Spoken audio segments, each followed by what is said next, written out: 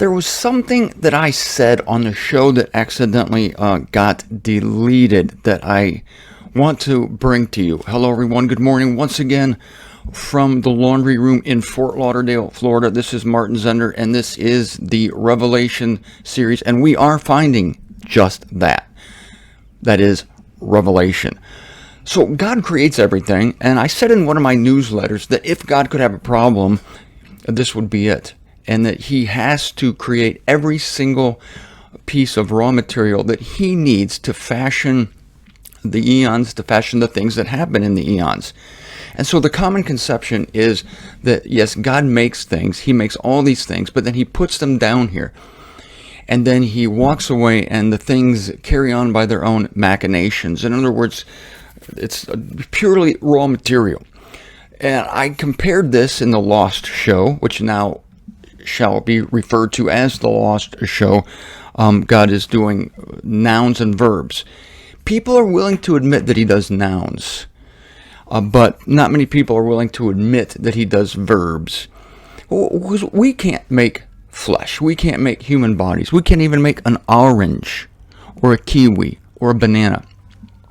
So anybody with a reasonable mind will say, yes, God creates these things. But when it comes to the animation, when it comes to what these things do, when it comes to the verbs, when it comes to eating, sleeping, thinking, dreaming, wanting, desiring, or the opposite things, being stubborn, being recalcitrant, being evil and mean, then we don't attribute these things to God, as though the vessel is everything, as though the banana peel is everything that God does, and the banana makes itself mushy and luscious and sweet on the inside. But no.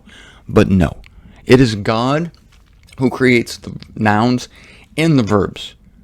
He animates things. Oh, I remember the analogy I was thinking of was a puppet. And I see, the problem I'm having is I can't remember what was in, I should go back and watch my show from yesterday.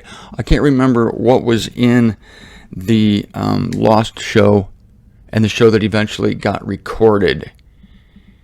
I risk repeating myself, but I have no problem. I'll just say this briefly, and then we're going to jump into the Song of Solomon. If this is a repetition, forgive me. I should have gone back and listened to my other show. But, people are upset when you say that God operates in humanity like an operator operates with a puppet. People hate that word. We're just puppets. Well, it's not a bad analogy. This is why. Philippians 2:12-13, work out your own salvation with fear and trembling, for it is God operating in you to will and to work for the sake of his delight. It's a darn good show, isn't it? It's a darn good show. Because if you have a ventriloquist or a puppeteer, you suspend your unbelief that we're looking at one operator here, and you start to believe the puppet, right? You believe the puppet. It's cute. It talks. It turns. It has a personality. Well, of course I have a personality. Well, you have a very nice personality. Oh, I bet you say that to all the puppets. No, I don't, but you're my special one. Oh, I love you for saying that. And I love you too.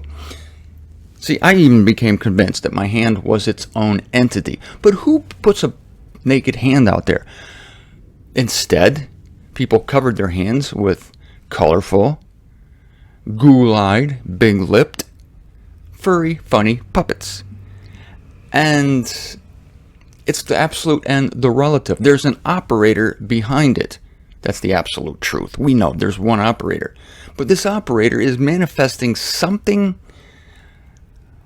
of, well, I hate to say importance, but when I'm talking about God, yes.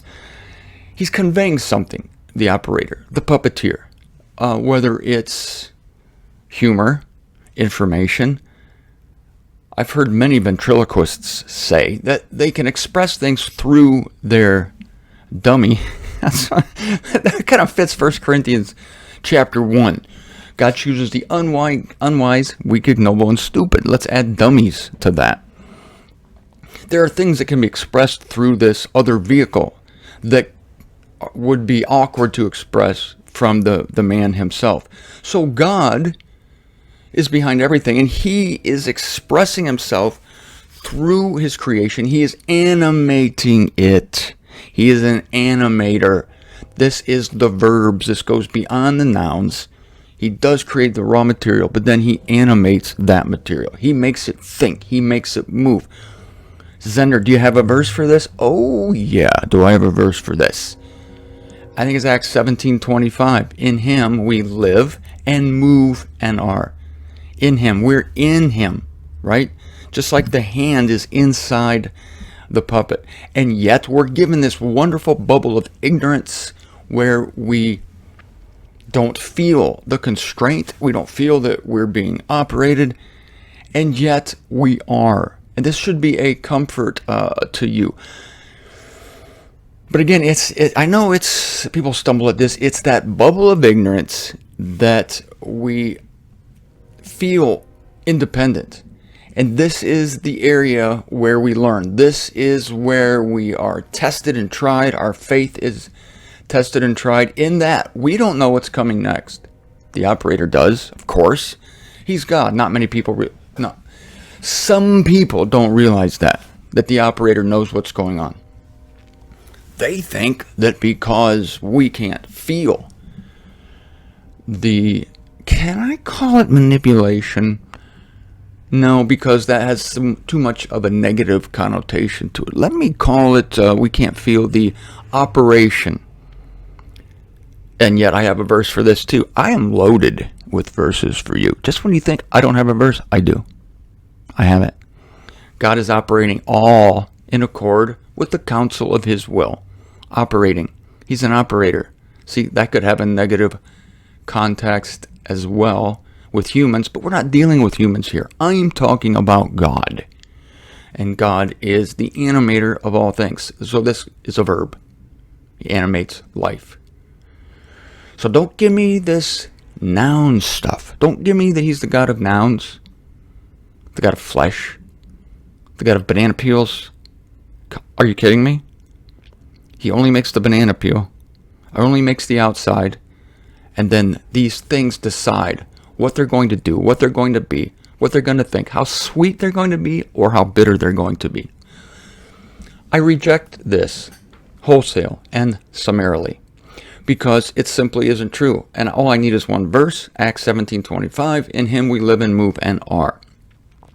If that's not Acts 17:25, it's near there. So go to Acts 17. It's Paul on Mars Hill.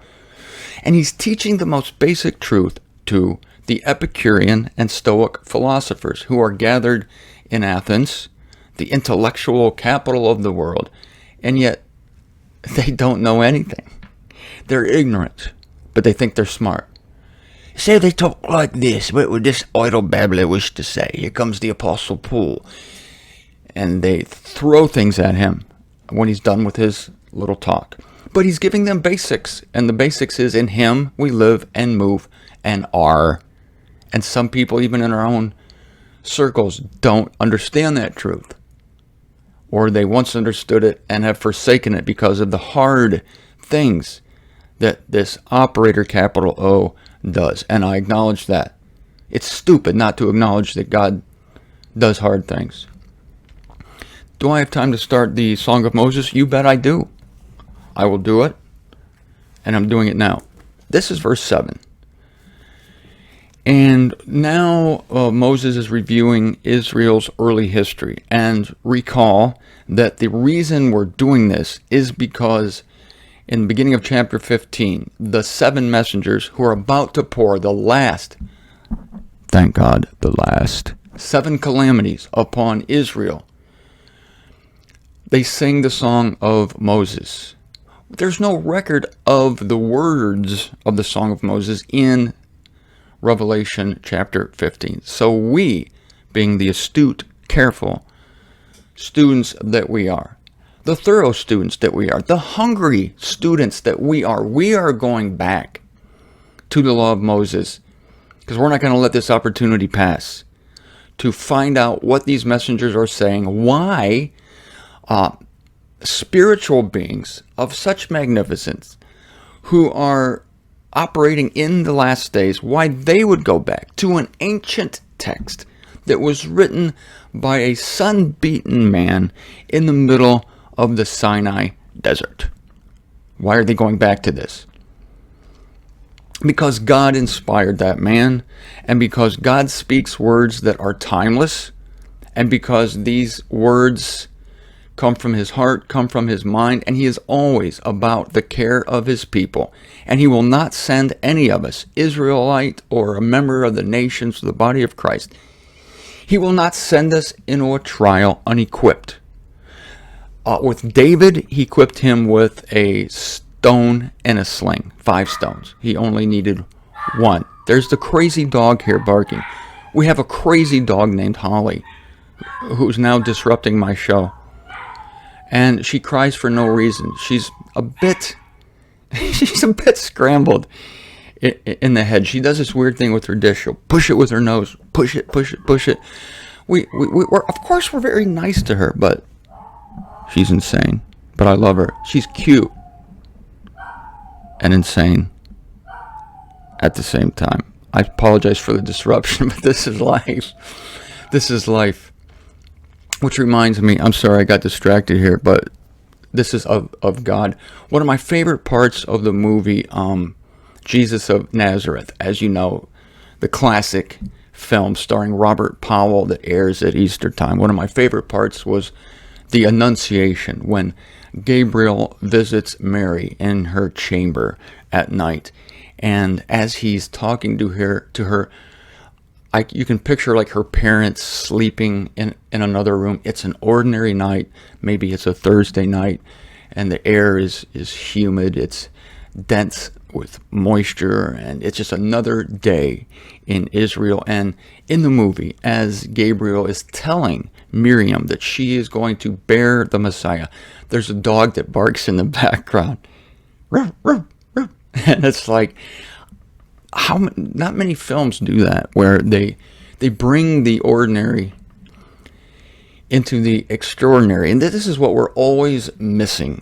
We think back of the scriptures and these fantastic events occurring, God giving Moses these words that are applicable even at the very end of this eon, and he's giving him these words in the midst of the turmoil of Moses' day. Moses gets up and goes to work like the rest of us.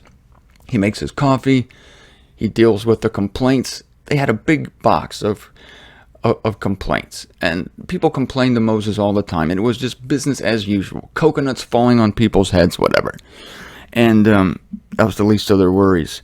And yet, in the midst of that, God speaks. In the midst of the ordinary, God speaks. And we don't disdain, I hope, we don't disdain the ordinary things, these ordinary events of our lives, because in the midst of that, God speaks profundities. And with these words, He comforts us. He comforts us. We're about to remember the days for Israel. Tomorrow, going to look into more detail on the Song of Moses. And as always, folks, you know I will never let you forget our song. I will never let you forget the words of another messenger of God who received truth in the midst of trial, in the midst of noise, in the midst of barking dogs, I'm imagining, and that is the Apostle Paul. He's our apostle. We're going to find common ground here, to be encouraged in the things God does, the things He has done before, and the fact that He will never leave us or forsake us.